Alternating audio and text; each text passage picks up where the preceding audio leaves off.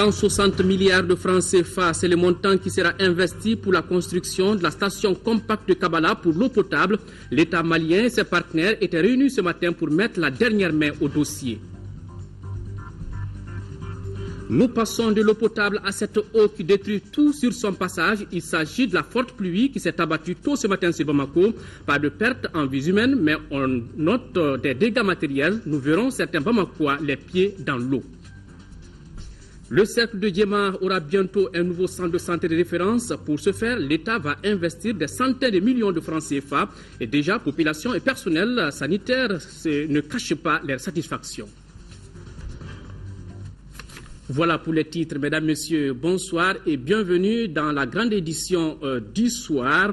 Ouverture ce matin de la 10e session ordinaire de la 4e mandature du Conseil économique, social et culturel. Au cours de cette session, les membres de l'institution échangeront sur les attentes et les besoins des populations.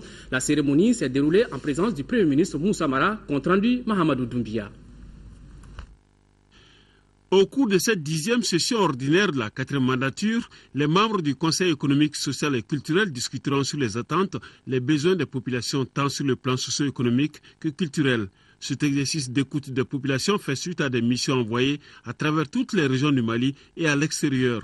L'ouverture de cette 10e session se fait dans un contexte particulier, eu égard à la situation difficile que traverse notre pays. C'est pourquoi le discours du président du Conseil économique, social et culturel a été marqué par les récents événements qui se sont déroulés à Kidal. Kidal nous réserve une désagréable surprise et nous prouve que la présence de notre État dans cette région du Mali est encore hypothétique et incertaine, malgré les accords signés, notamment ceux préliminaires de Ouagadougou. Les morts et les blessés que l'on a dénombrés indiquent que les Maliens alliés à des terroristes et narcotrafiquants choisissent toujours la voie des armes en tuant leurs frères. Pour faire face à ces défis qui nous assaillent dans le nord du Mali, la bonne volonté, l'engagement politique et l'esprit de solidarité sont les seules alternatives. Ne perdons pas de vue aussi que les Maliens savent faire preuve de solidarité et de sacrifice au milieu des épreuves lorsque le cœur de la patrie palpite et les appelle à se relever. Dans ce domaine, le Mali n'est pas la chose nulle sans propriétaire. Rappelons que la 9e session ordinaire de cette 4e mandature qui s'est tenue en janvier dernier était essentiellement consacrée à l'employabilité des jeunes dans le contexte de la relance économique. Je vous le disais tout à l'heure, donc le gouvernement et ses partenaires étaient réunis ce matin pour évaluer le projet de construction de la station compacte de Kabala. Il s'agissait pour les deux parties de ficeler les derniers dossiers pour le démarrage rapide de cet ambitieux projet qui nécessite un investissement de 160 milliards de francs CFA. Les partenaires financiers, conscients de la problématique de l'accès à l'eau potable dans la capitale, se disaient prêts à accompagner le gouvernement pour résoudre cette équation. C'est ce que nous dit Mohamed Diarra. Lentement mais sûrement, la réalisation du projet de la station compacte de Kabala avance à la satisfaction du gouvernement et de ses partenaires. Sur les 7 bailleurs de fonds sollicités, 6 ont donné leur accord pour le financement de ce projet qualifié de gigantesque. Plus de 160 milliards de francs CFA seront mobilisés pour la réalisation de la première phase du projet qui devra résoudre en partie la problématique de l'accès à l'eau potable dans la capitale. Le projet au centre des échanges ce matin est d'une importance capitale. Eu égard à la crise structurelle d'accès en eau potable des populations de la ville de Bamako et environ. Faut-il en effet rappeler que les infrastructures actuelles de production d'eau potable ne parviennent plus à couvrir un déficit potentiel de la ville de Bamako et environ estimé à près de 150 000 m3 jour. À l'horizon 2018, censé être la fin prévue de la première phase du projet de Kabala, les besoins de la ville atteindraient près de 400 000 m3 jour. La station compacte, une fois réalisée, va produire plus de 144 000 m3 d'eau par jour. Et ce n'est pas tout. Cette première phase permettra en outre la réalisation de plus de 66 000 branchements sociaux et plus de 1000 bornes fontaines publiques. À travers toutes ces réalisations, Une population additionnelle de 1 200 000 personnes bénéficiera de l'accès à l'eau potable avec une réduction importante du nombre de personnes ayant accès à l'eau potable par bonne centaine. Le projet englobe plusieurs autres composantes, parmi lesquelles celles touchant l'assainissement. Les partenaires se disent prêts à accompagner le gouvernement. Cette cérémonie nous donne donc l'occasion et l'opportunité d'assister à nouveau afin que toutes les conditions permettant le démarrage effectif de ce projet soient réunies et éviter tout retard préjudiciable à son exécution. Un projet d'espoir certes, mais les bénéficiaires doivent encore patienter car la fin de la première phase est prévue pour 2018. Retour sur le sommet extraordinaire de la CEDEAO tenu vendredi dernier au Ghana sur la situation sécuritaire au Mali et au Nigeria, sommet au cours duquel les chefs d'État et de gouvernement ont réaffirmé leur soutien au président de la République et condamné avec la dernière vigueur les actes de violence des groupes armés à Kidal.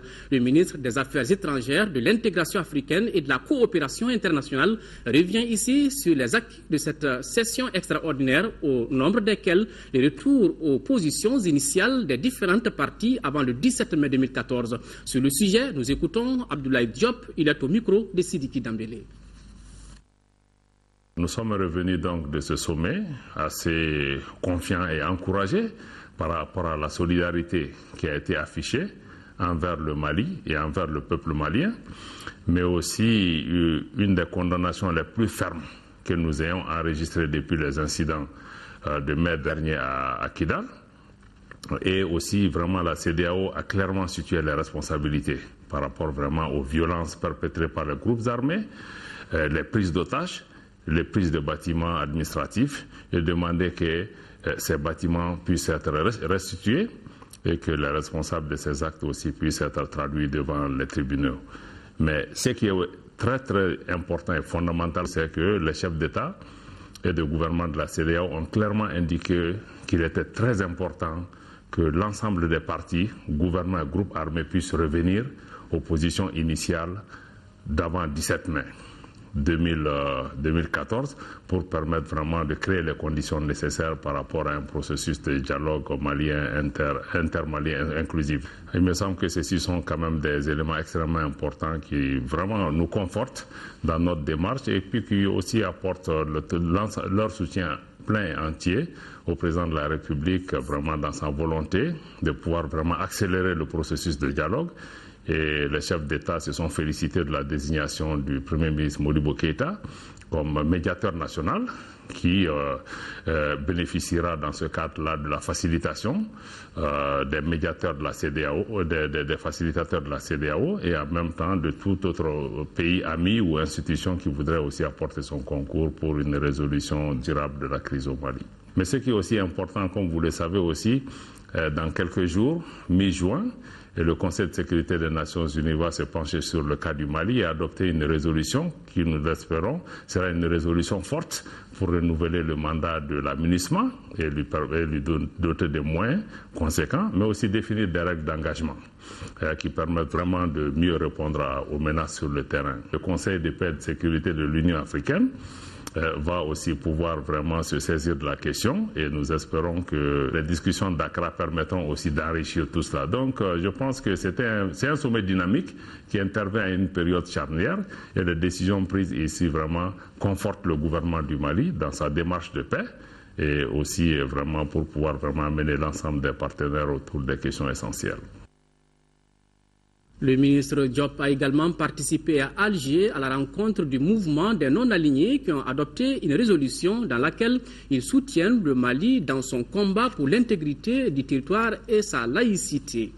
Le haut représentant du président de la République pour le dialogue inclusif intermalien, Modibo Keïta, était hier à Ouagadougou, au Burkina Faso, où il a rencontré deux mouvements armés signataires de l'accord de Ouagadougou. Modibo Keïta se rendra demain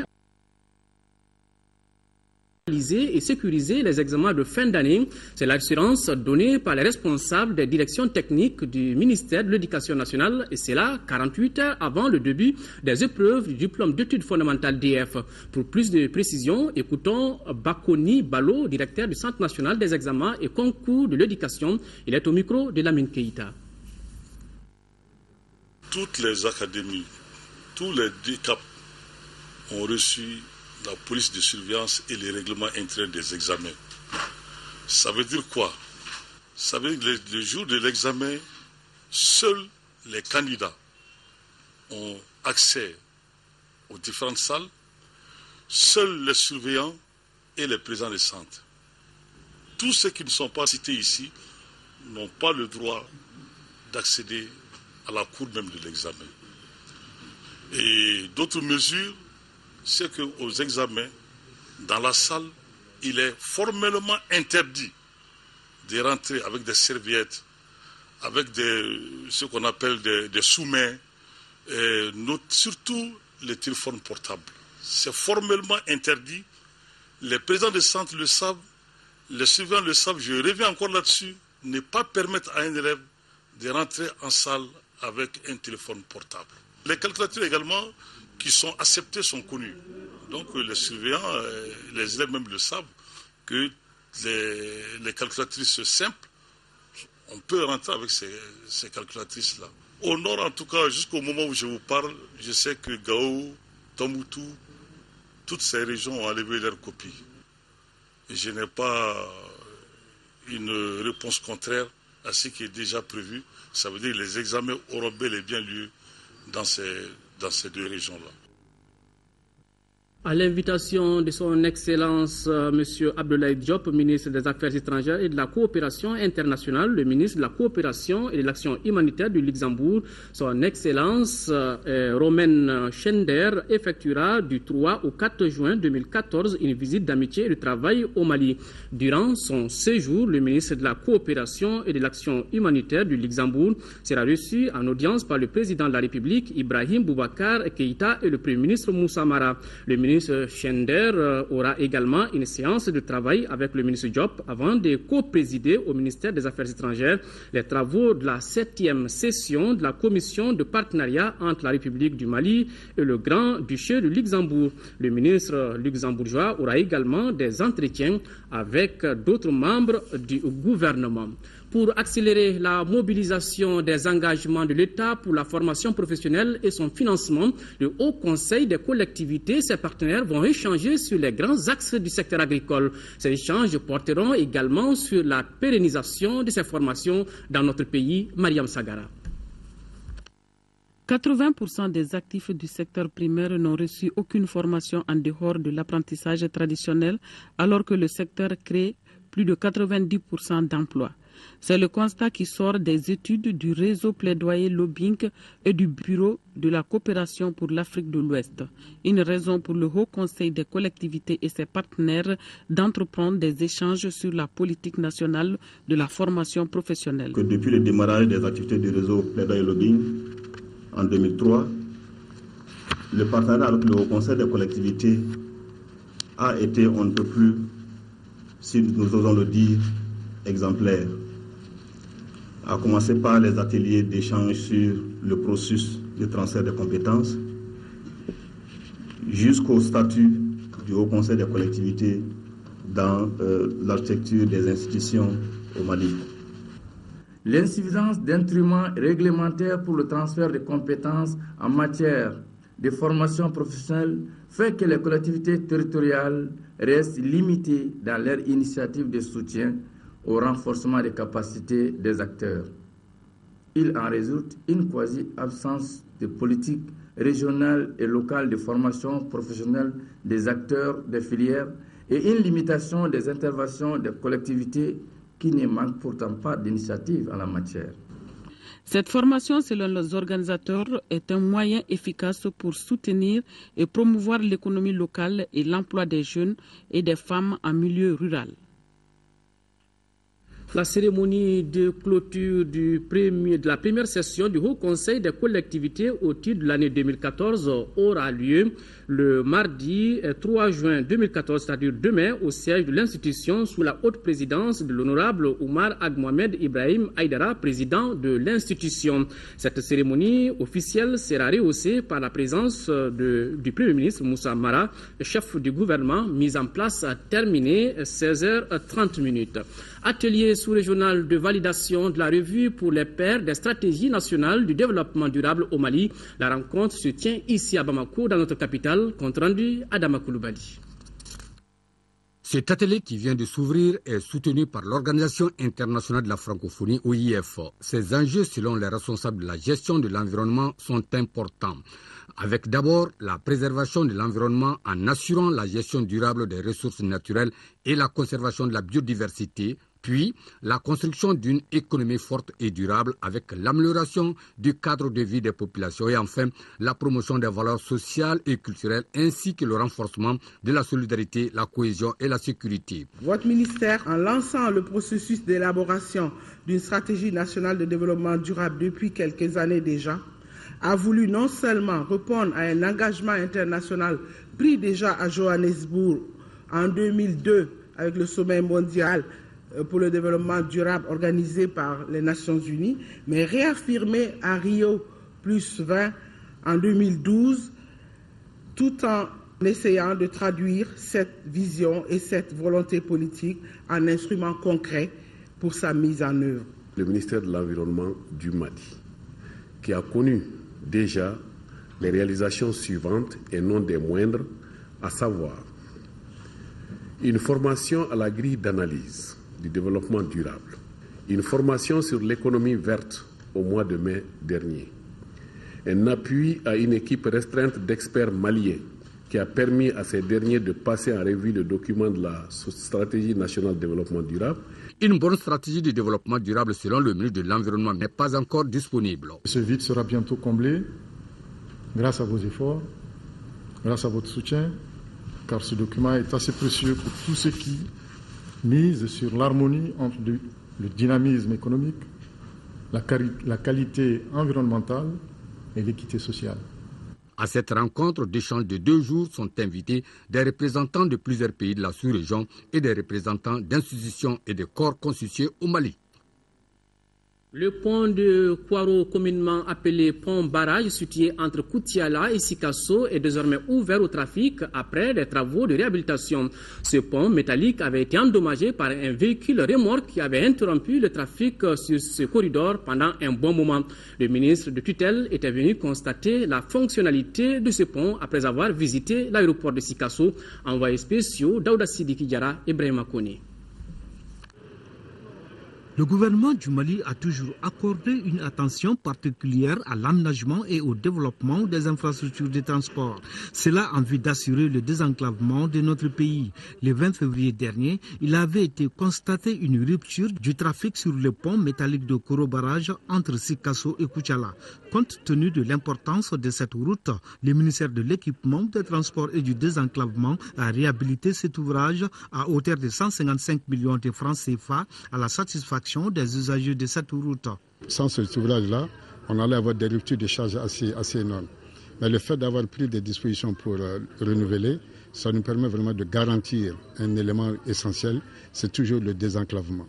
Mais à côté de ça, le pont était tellement dégradé que nos gens ont pu, grâce à l'entreprise qui a vraiment assisté, qui a fait un travail de qualité, pouvoir réussir à mettre en œuvre le passage sur ce pont. Toutefois, nous avons remarqué qu'il y a quelques éléments encore d'urgence qu'il faut remplacer et nous allons les y mettre le plus tôt possible. Et nous avons envie de faire à peu près à 50 mètres d'ici un autre ouvrage d'une modernité qui permettra vraiment d'avoir un coût d'investissement comparable, avantageux par rapport aux réparations quotidiennes que nous sommes en train de faire. Aujourd'hui, ce pont a atteint toutes ses limites en termes de sécurité et de confort de transport. Donc les entretiens incessants sont toujours là chaque année effectivement. Et à des moments donnés, il y a effectivement des blocages par des problèmes sur le pont. Il est à signaler que les surcharges constituent la cause principale de dégradation de ce pont. Situé à 45 km de la capitale du Kénédougou, l'aéroport de Sikasso a reçu la visite du ministre. Le domaine aéroportuaire de Di Nyanga s'étend sur 5000 hectares. La gestion commerciale de cet aéroport est confiée à Aéroport du Mali. Le trafic aérien n'est pas dense ici. L'aéroport ne reçoit que des vols hebdomadaire des miniers, ce qui l'empêche de jouer son rôle qui est d'évacuer les produits agricoles de la région vers le Burkina Faso, la Côte d'Ivoire, le Togo et le Bénin.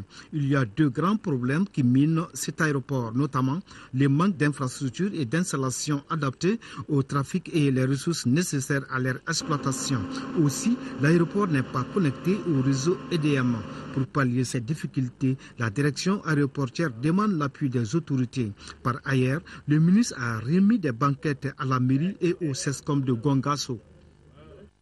L'alliance des partis politiques de la majorité présidentielle de Koutiala n'est pas restée à marge des activités de soutien au président de la République et à son gouvernement. Elle vient d'organiser dans la capitale du Coton Blanc une grande marche de soutien aux autorités du pays par rapport à la situation de Kidal. Au cours de cette sortie, les membres de l'alliance ont demandé au gouvernement et à la communauté internationale de prendre toutes les dispositions pour la libération immédiate de la ville malienne de Kidal. Envoyés spéciaux Adraman Maïga et Sekou Kouyaté.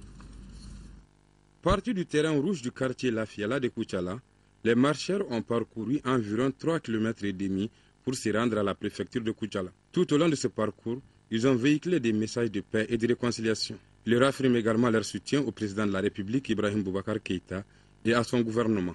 Les marcheurs condamnent les actes barbares et odieux orchestrés à Kidal lors de la visite du Premier ministre Moussa Mara. La population de Koutiala demande et montre aux yeux de toute la nation que Kidal fait partie du Mali, que le Mali est un et indivisible. On est Koutialais comme on est Kidalois et Maliens. Donc nous, au niveau de Koutiala, nous l'avons compris. C'est pourquoi nous sommes sortis pour soutenir toute la population de Kidal et tout le gouvernement pour que le Mali devienne un et indivisible. En ce qui concerne la situation de Kidal, les membres de la majorité présidentielle invitent le gouvernement et ses partenaires à prendre les dispositions idoines pour la libération de Kidal. Je ne suis pas du tout surpris pour cette initiative heureuse prise pour soutenir notre président de la République, le Premier ministre Moussa Mara et l'ensemble des membres du gouvernement. En attendant des réponses à ces différentes sollicitations, le ministre de l'Artisanat et du Tourisme, Berti Aïssata Bengali, a au nom du gouvernement invité les populations à éviter l'amalgame tout en restant soudés pour défendre l'essentiel, à savoir la libération du Mali du zouk des terroristes et les narcotrafiquants. L'Association malienne de solidarité et de coopération pour le développement, avec l'appui financier de l'Association catalane pour la paix, vient de faire don de 21 tonnes de céréales et un important lot de matériel de santé à la commune rurale de Boura dans la région de Gao. Elle veut à travers ce geste soutenir les familles vulnérables et appuyer aussi 3 centres de santé de cette commune rurale en matériel de santé. Le coût de cette opération est estimé à environ 11 millions de francs CFA. Bouakar Bablé-Touré nous en parle. 21 tonnes de céréales, des matériels de santé composés de lits d'hospitalisation, de lits d'accouchement, des matelas et autres équipements médicaux, c'est le don fait par l'Association malienne de solidarité et de coopération internationale pour le développement à la commune rurale de Boura, Sterk dans Songo. L'objectif est non seulement d'appuyer les familles vulnérables du village de Tassiga en vivres, mais aussi de renforcer les capacités de 3 centres de santé de la commune pour une meilleure prise en charge des patients. Cette action humanitaire, troisième du genre, est la poursuite de nos actions de solidarité que nous avons engagées depuis janvier 2003 avec nos partenaires espagnols et français. Financé à hauteur de près de 11 millions de francs CFA, ce geste en faveur de ces centres de santé vient ainsi enlever une grosse épine des pieds de ces agents qui ne disposaient que peu de moyens pour faire face aux cas de maladie et d'accouchement. Au niveau des CESCOM, il faut reconnaître que depuis cette crise, il n'y a pas eu de renouvellement d'aucun matériel. Nous sommes en train de travailler dans des conditions très difficiles. Il faut savoir qu'il n'y a même pas de matériel, mais dessous, il n'y a pas aussi d'éclairage. Permettez-moi de dépeindre la situation de la commune d'Iboura, qui est l'une des 7 communes du cercle d'Ansongo, avec 8 villages et 6 fractions composées de Songoï, Peul et Keltamachek, vivant en parfaite symbiose. La population est estimée à environ 22 992 habitants. Ce don a été possible grâce à l'appui financier de l'Association catalane pour la paix. Orange Mali ne peut pas se permettre de violer la loi. C'est en substance la déclaration du directeur général adjoint de l'opérateur téléphonie au Mali. La direction est montée au créneau pour donner sa version des faits suite aux accusations de l'autorité de régulation des télécommunications. Alou Seni Touré, compte rendu.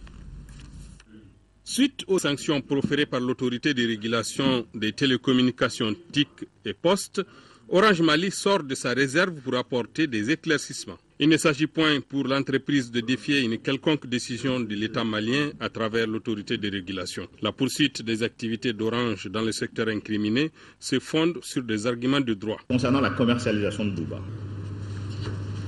l'approbation de Douba est effective et résulte de l'abstention du régulateur pendant un délai d'1 mois tel que le prévoit la loi. Le régulateur dispose d'un délai fermé de 30 jours du pouvoir de s'opposer de manière motivée à leur commercialisation. Sans réponse du régulateur, au bout de ce délai de 30 jours, l'offre commerciale est approuvée telle que présentée. Il est utile de rappeler qu'Orange Mali dispose, sur décision de l'État du Mali, d'une licence globale reposant sur le principe de la neutralité technologique. L'opérateur choisit librement le support technologique à partir duquel il fournit ses services. Cette information est d'autant plus fondée que le service commercial proposé et lancé par Orange Mali en décembre, sous la dénomination commerciale Flybox, a été formellement approuvé par le régulateur postérieurement à l'offre Douba. Et la Flybox, ce n'est rien d'autre que Douba auquel on a ajouté l'Internet. En conséquence, l'opérateur s'est dit décidé à faire valoir ses arguments juridiques lui permettant d'exercer son activité dès lors que le régulateur n'a pas contesté sa démarche sous 30 jours francs. Selon le DGA, la correspondance de l'AMRTP n'a été envoyée que 33 jours plus tard. Orange Mali se défend toutefois de verser dans la polémique en attendant la décision de la Cour suprême, décision à laquelle elle se plierait volontiers. La communauté chrétienne de Mandiakoui, cercle de Tominia, a célébré samedi dernier la fête de la visitation de la Vierge Marie. La cérémonie, qui s'est déroulée en présence du ministre des Affaires religieuses et du culte, a été marquée par des activités de prière et de prêche pour la paix et la réconciliation au Mali. Kandesila. Fête traditionnelle et religieuse, le 31 mai, communément appelée fête de la visitation de la Vierge Marie, a été initiée par les tout premiers missionnaires arrivés à Mandiakoui en 1924. Chaque année, la communauté chrétienne de Mandiakoui fête l'événement. Pour la célébration de cette année, l'hôte du jour, parrain de la cérémonie, est le ministre des Affaires religieuses et du culte.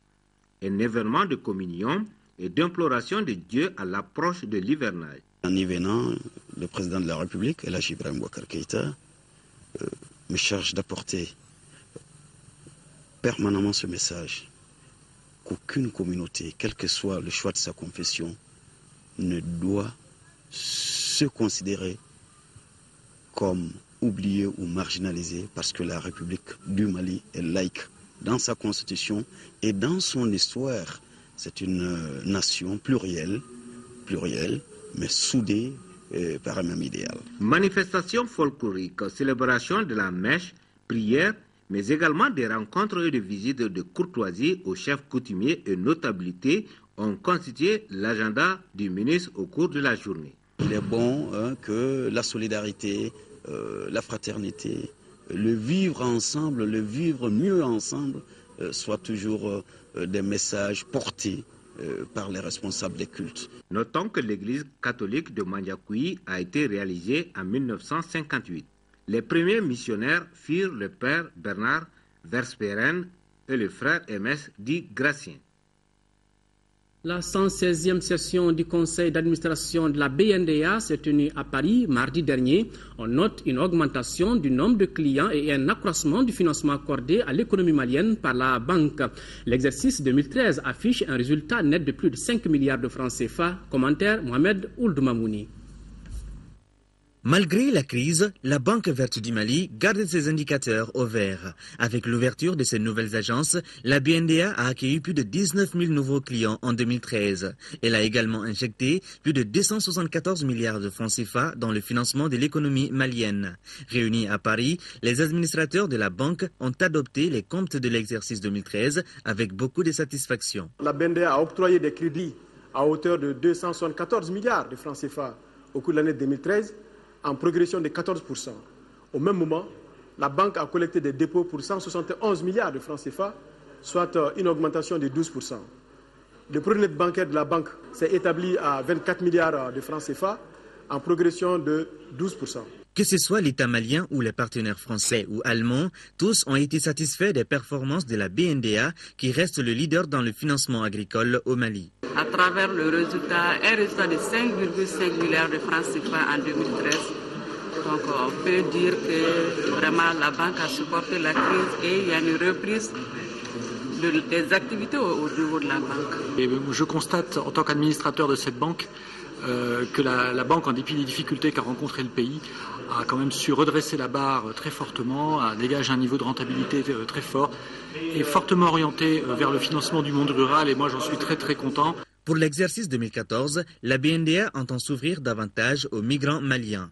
Outre l'ouverture d'une agence multiservice à Paris, la banque multiplie les mesures incitatives pour mobiliser l'épargne des migrants. Après avoir diagnostiqué les besoins des migrants maliens en France, la BNDA compte apporter des réponses idoines à ces besoins.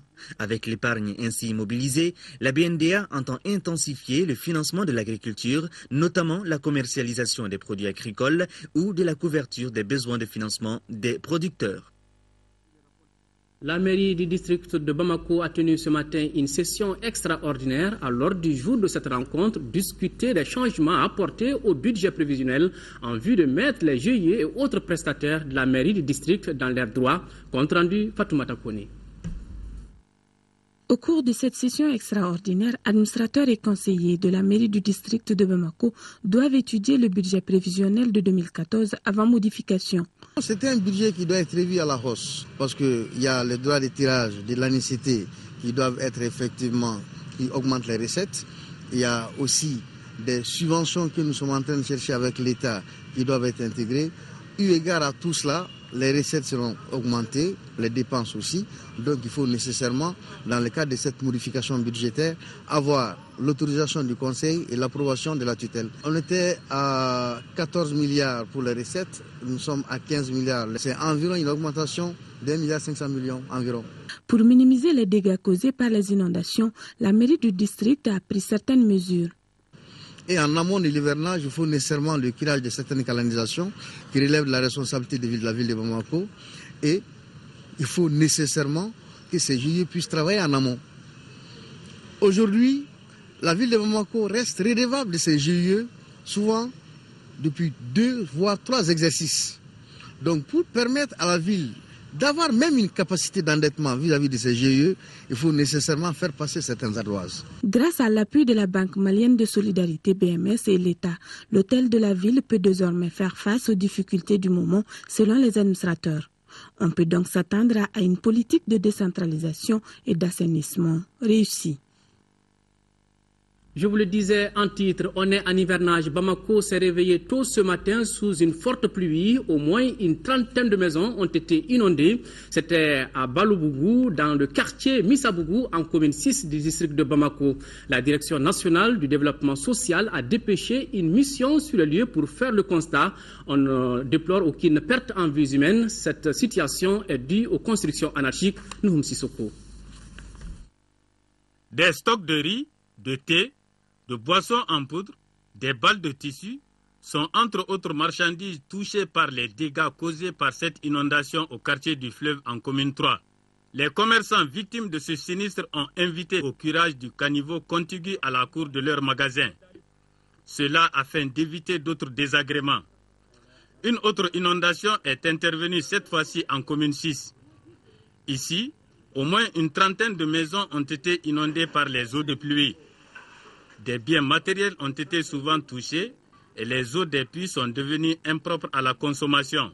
La Direction nationale du développement social a dépêché une mission sur les lieux pour faire le constat.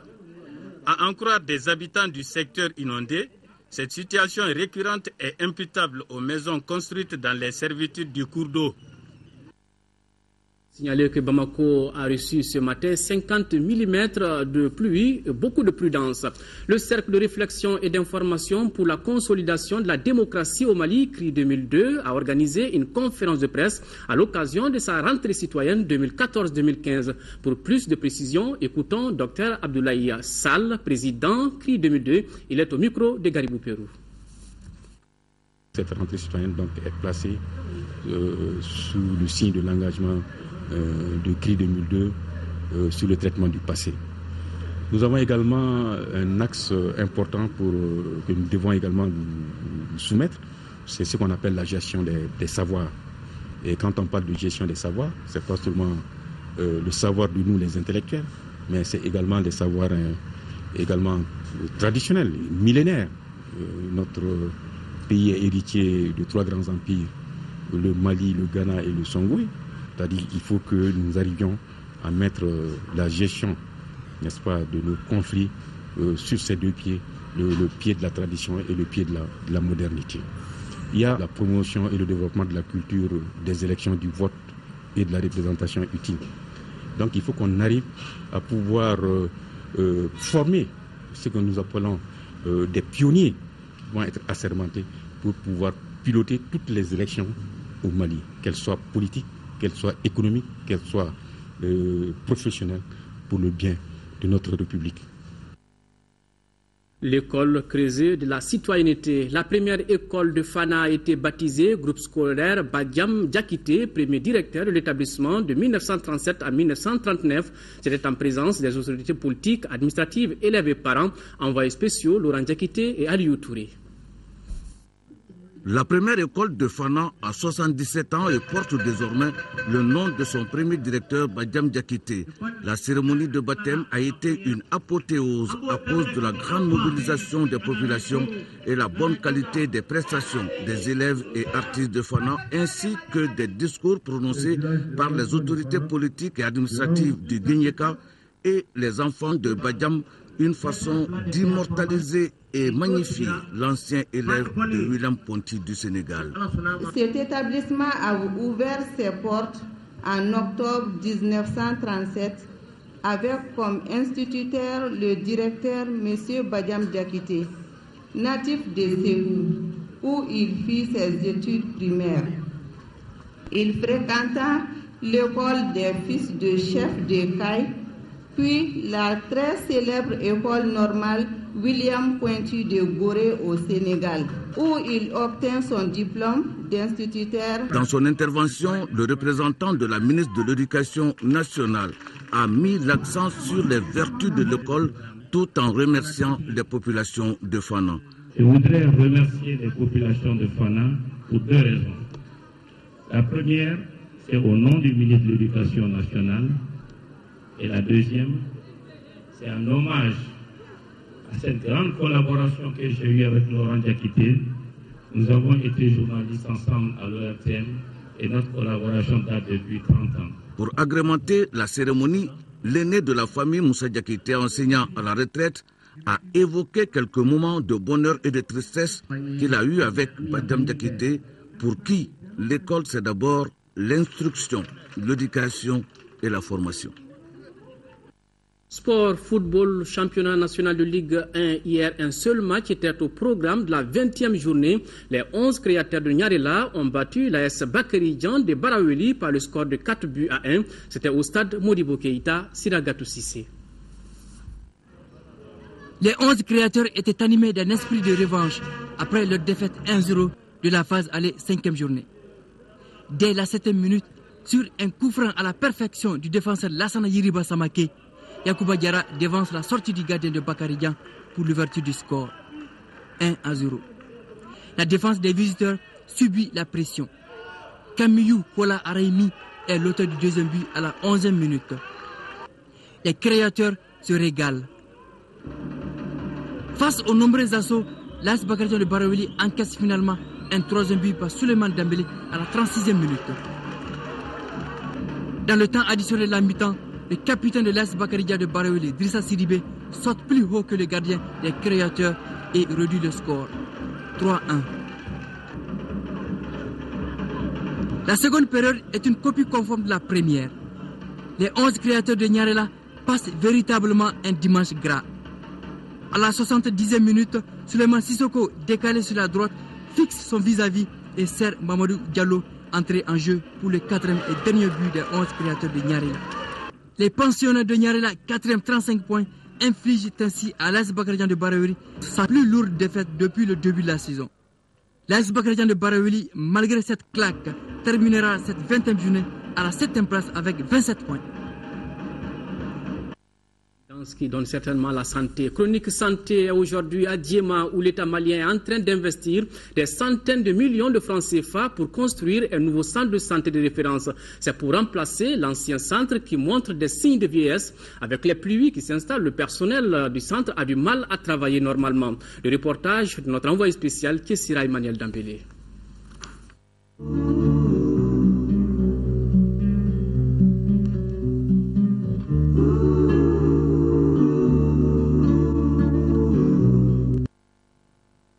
C'est en 1987 que l'actuel centre de santé de référence de Djema a été construit. Il est le chef-lieu d'un district sanitaire comptant 22 centres de santé communautaires.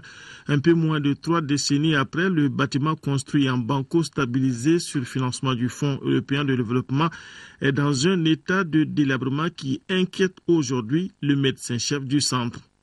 Déjà avec les premières pluies de l'année, il n'y a pas de bâtiment dans ce centre-là qui ne laisse pas suinter l'eau, jusqu'au niveau du bloc opératoire. Et les murs sont fendus et parfois même les bâtiments, les morceaux de briques sont détachés et les bâtiments laissent tomber des morceaux de briques. Et ici, la situation continue comme ça, c'est qu'il y a un risque très élevé de démolition. Risque d'effondrement alors que le bâtiment est encore utilisé et que la relève n'est pas encore assurée. Les mesures prises par l'État pour ce faire n'ont pas encore donné leurs fruits. Le nouveau centre de santé de référence de Djema en construction et qui va coûter 716,5 millions de francs CFA est toujours en phase de finition. Pour ce qui nous concerne, c'est-à-dire les bâtiments, sont presque terminés. Nous sommes presque à 95%. Vous-même, vous avez vu. On est en phase de finition, on a posé les carreaux, les portes, les enduits sont faits. Donc c'est les dernières retouches que nous sommes en train de faire actuellement pour commencer la peinture. Vu la situation de l'ancien centre de santé dont le matériau de construction a été déstabilisé par le temps et la nature du sol, le médecin-chef suit de près l'évolution sur le chantier et reste pessimiste. J'ai vu sur place, c'est que ça renforce encore mes inquiétudes. Je ne suis pas sûr, si les choses continuent comme ça, que ce centre-là pourra être délivré. Nous allons pouvoir faire la réception de ce centre avant la fin de l'hivernage. Alors qu'il n'est pas évident que les locaux ici tiennent cette année pendant l'hivernage. Ce n'est pas évident. Visiblement, ce qui reste à faire ici avant une éventuelle occupation des nouveaux locaux n'est pas négligeable. Il y a l'accès même au centre, il faut accéder au centre.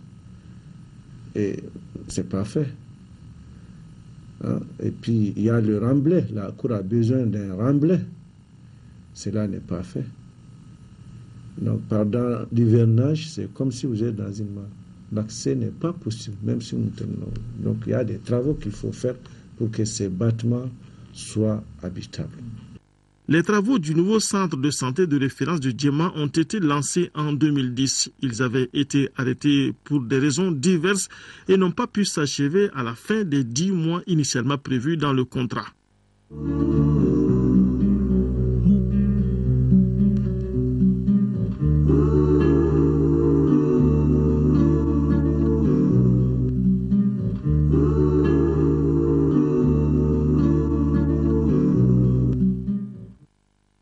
Santé, une réalisation de Kessira Emmanuel Dambélé. Voilà, c'est la fin de ce journal. Merci de votre aimable attention. Demain, 10h, 13h, vous avez rendez-vous avec Kayatou Kone. S'il plaît à Dieu, je vous donne rendez-vous pour les éditions du soir. D'ici là, portez-vous bien et bonne suite de programmes sur le RTM. Au revoir et qu'Allah bénisse le Mali.